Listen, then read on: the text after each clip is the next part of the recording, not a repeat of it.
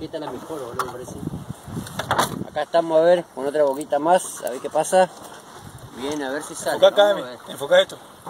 Vamos a ver, ¿Ya? vamos a ver. Ahí viene peleando la... Es muy complicado y difícil sacar la boquita. Por el poder del copo de Bonacho. Tiene una boquita sensible. A ver, copero. Vamos a aguantar esa cañita. Está enojada, está. Se enojó. Se enojó. Sí. Se rajó el anzuelo.